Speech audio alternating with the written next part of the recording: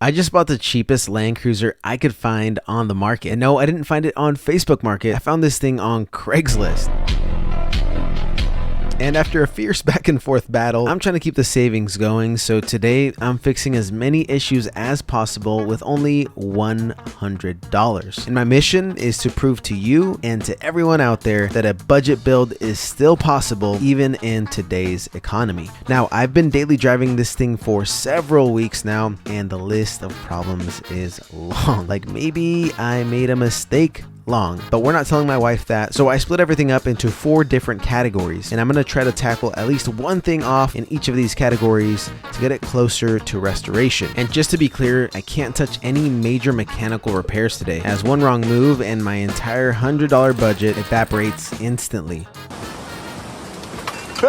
So I'm focusing on fixes that I can do with stuff I already have with a little creativity. Now with these trucks going up in value like crazy, I need to make sure no one drives off with mine. And the first thing I noticed was the keyless entry wasn't working. And I'm not trying to stand outside in the dark fumbling with the key. So after tossing a battery in there, which I already had, boom, fixed. Actually, not really. The remote wasn't working, so I ordered a pair off Amazon, and reprogramming was wicked easy. With the key in the on position, I found the ECU and I pressed the button for 3 seconds. The light stays on. We'll press either button. This light turns off again, turn off the ignition, and easy as that, we now have a fully reprogrammed remote, and security has never been better. But that actually revealed a much bigger problem. Oh, no, I just discovered another issue. This thing does not close with the rest of them. Which means one thing, actuator trouble. And if I need a new actuator, there goes half of my budget. So I pulled the door panel and I noticed something. The motor actually works. And after tearing it down, I found the real culprit, this tiny little plastic arm that snapped right down the middle. And a little bit of JB Weld, $10 of my budget, and we're back in business. Just like this.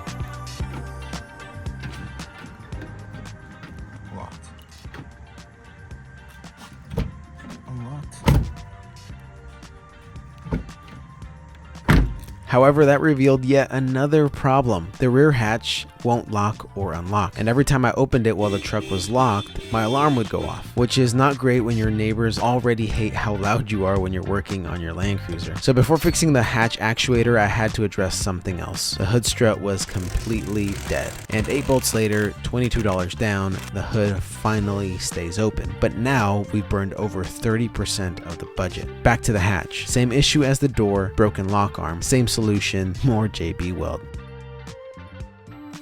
And now everything locks and unlocks like it should. Unlock? Everything was going way too smooth. Then suddenly I was driving and the front of my vehicle started shaking a bit. Doing it again now, where it's getting a little shaky. Almost like it lost power, but then it went away. So naturally I ignored it, chalked it up to potholes on the street, and I continued to work on my rig. But this is where I should have started troubleshooting, and I'll tell you why in a sec. Next on my list was my leaky sunroof. After the last rainfall, the passenger side floor was soaked, and a bunch of people said, "Hey, clear out the drain channels." So I grabbed some weed eater line that I already had, which was totally free because I totally have a weed eater, and I ran it down the drain, and I flushed it with water. Problem solved, right? Well, wrong. The issue persisted when I took it through the car wash. So the solution was no more car washes for me, and that just means more money for upgrades. Moving on to the floppy mirrors. These bad boys were taped up with duct tape, and I ended up finding an easy solution thanks to some online videos by only using a long bolt, a nut, and a washer. And now all my mirrors actually stay in place. Then suddenly, on the way home from the gym, the engine started losing power, like sputtering, almost dying, and my stomach dropped. I really thought I might have bought a ticking time bomb. I started imagining the worst case scenarios, and I thought to myself, this can't be happening to me.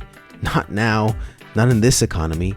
New engine, machine work, thousands of dollars down the drain, the whole deal. So I let it sit for a while I diagnosed the problem, hoping that it would fix itself. I don't know, I'm not a mechanic. Rev up your engine! And guess what? It kind of worked. No issues whatsoever, and everything was smooth as eggs. So I kept going.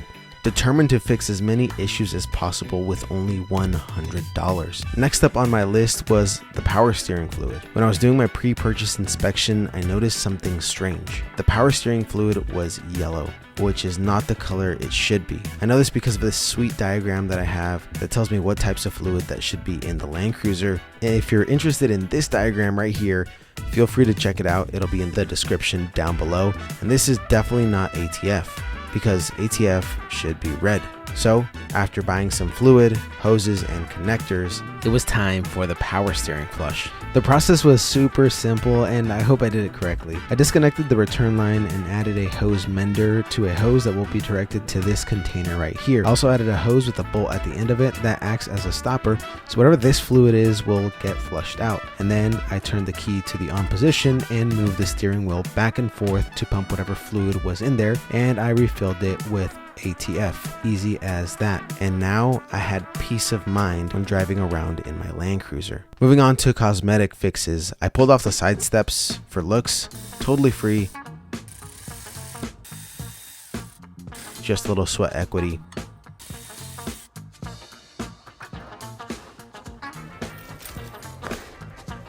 Genuine ostrich. 3 payments. And personally, I think it looks so much better without them. I hit the interior with some carpet cleaner and I gave it a deep clean. There were stains absolutely everywhere, and 2 bottles of carpet cleaner down and we're about $70 deep. But this is where everything went wrong. It started acting up again, and at this point I had done some diagnosing. So it threw a code at me and it pointed to a specific cylinder on the engine block. And after banging my head against it for several weeks, turns out it was just a bad spark plug wire. And $250 of my budget completely gone, I can finally trust my Land Cruiser again. And if you ask me, since I didn't need a new engine, I technically made like $6,000. And that's how dude math works. And that's what I told my wife. If my math is correct, that's a grand total of $337. But I also saved thousands by switching to Geico. Actually, no, that's not a commercial. And don't switch to Geico because they're not paying me to tell you that. So keep whatever insurance you have. It's probably working for you. But I also saved thousands by not needing an engine rebuild, which means I basically made money on this Land Cruiser. So what was the true lesson? What did I actually learn? Well, owning a 30-plus-year-old vehicle is going to come with its problems and its issues. And it's unrealistic to think that if you buy one of these things, you're not going to encounter minor issues like this, and they all just start to add up. But the best part about it is that there's something nostalgic and romantic about rebuilding and working with your hands. And it's something that I truly enjoy. And if you're interested in this diagram right here, feel free to check it out. It'll be in the description down below. And as many of you already know, I am going through a transition phase in my channel, going from strictly Land Cruiser related content to other things that interest me. So I hope you stick around and you guys have a good one.